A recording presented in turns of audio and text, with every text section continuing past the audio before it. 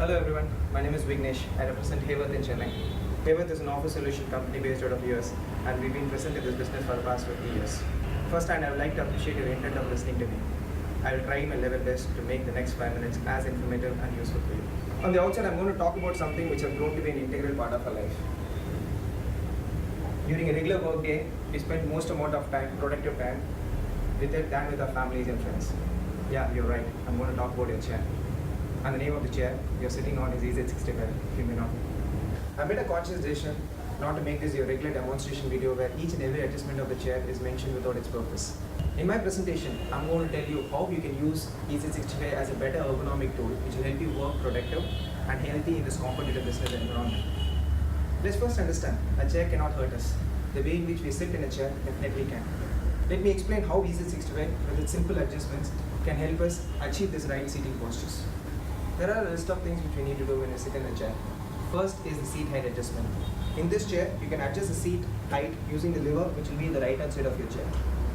Seat height adjustment is basically given in a chair for you to achieve the 90-degree sitting posture. Before getting into that, right from the day we started sitting in a task chair, we've been using the seat height adjustment.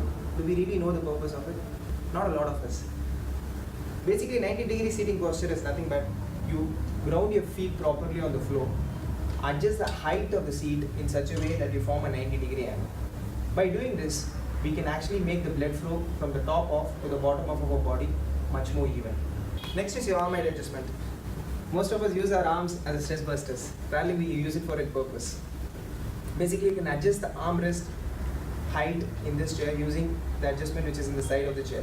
By pressing this, you can adjust the arm height. The thumb rule is you should have it in line with the work top so that it reduces the pressure on your wrist. Most of us work in a work surface having our wrist in this angle. I don't want to scare you, but this might actually lead to a lot of surgical problems in the future.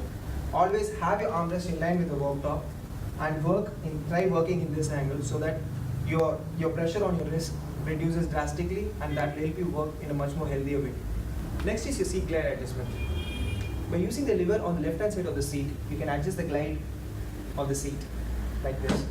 Basically, this is given in a chair for you to actually support your lower thigh. What happens is, when we sit in a chair like this, when there is a huge gap between the edge of the seat and your knee, your lower thigh will be left unsupported. Once this happens, a lot of people actually will change their posture after a while like this, and some cases, some worse cases, people will sit like this. All of this is the most unhealthiest way of sitting in a chair because most of the backache problems which employees have these days is because of this. So when you sit in this chair, using this lever, adjust the seat in such a way that there is a 4-finger gap between the edge of the seat and your knee. So your lower thigh is supported and you will not actually change the posture instinctively. Most of our chairs are designed based on 3 inventions of ergonomics. One of the basic invention is every human spine structure is like our fingerprints. It's very unique. The next is when you sit and recline in a chair, there are 2 types of movement which is happening in a chair. One is your lower back is coming in front, your upper back is actually going back. And the third is your upper and lower part of your back requires 2 different kinds of support. Your lower back requires firm support and your upper back requires flexible support. For you to achieve this, we have given a lumbar in the back of this chair which is height adjustable. So you basically can adjust this lumbar and fix it at the right height as per your comfortability so that there is a constant support on your lower back, and when it comes to upper back is concerned, it will be much more flexible for you to work around your colleagues. The last adjustment I'm going to talk about is your tilt tension adjustment. This can be achieved using your knob which is below your seat, which can be rotated clockwise and anti-clockwise. The thumb rule when you sit in a chair is just with the weight of your body, the chair has to move back. That's when there is very less pressure on your lower back. Generally, if the tilt tension is not adjusted properly, what people tend to do is they will actually tend to push the chair back using their knee. Once that happens, it will again impact your lower back. I hope you found this presentation useful and helpful. Look forward to meeting you soon. Happy working.